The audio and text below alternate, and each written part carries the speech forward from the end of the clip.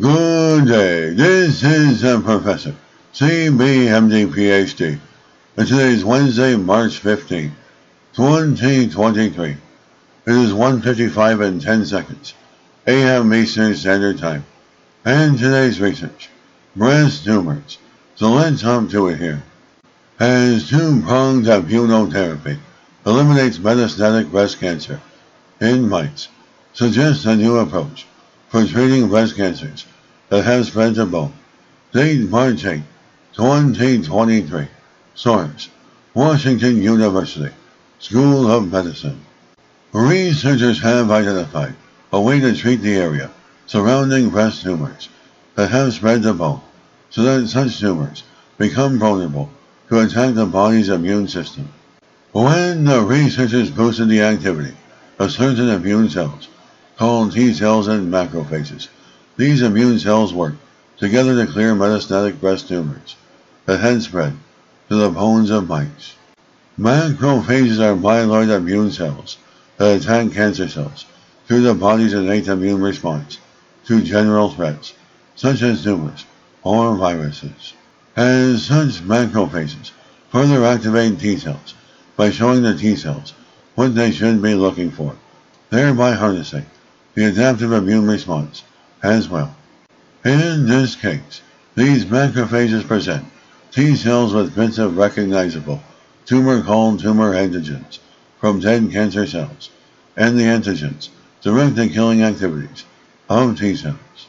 After breast cancer has spread to other parts of the body, it becomes extraordinarily difficult to treat. Current therapies can only try to slow it down.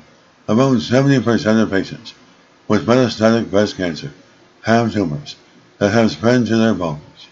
The study suggests they may be able to use two treatments, one to sensitize a myeloid tumor microenvironment to immunotherapy, and one to activate T cells to target these bone metastases in a way that eliminates the tumor, prevents the cancer from returning, and protects against bone loss in the process.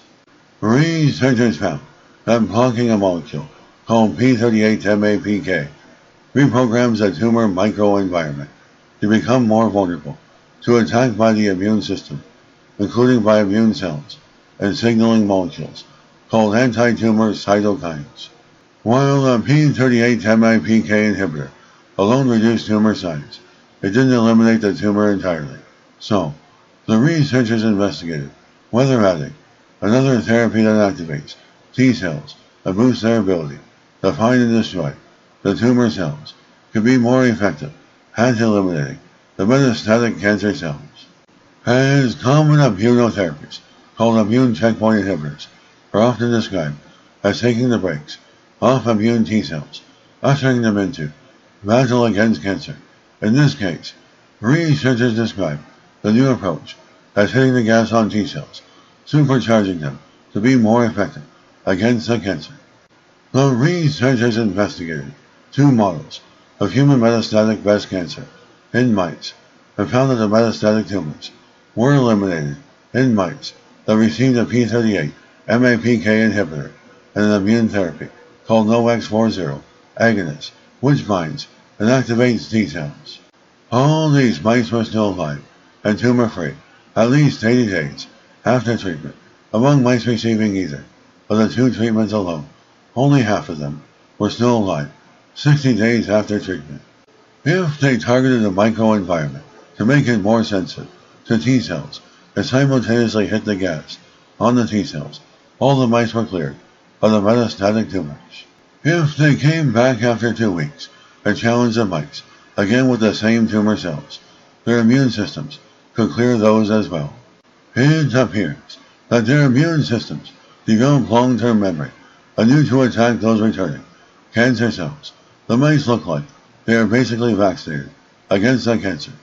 As 3 different OX40 agonists are being investigated in phase 2 clinical trials for cancer, including breast cancer, and p38-MAPK inhibitors have been investigated in a number of inflammatory disorders, including rheumatoid arthritis and chronic obstructive pulmonary disease.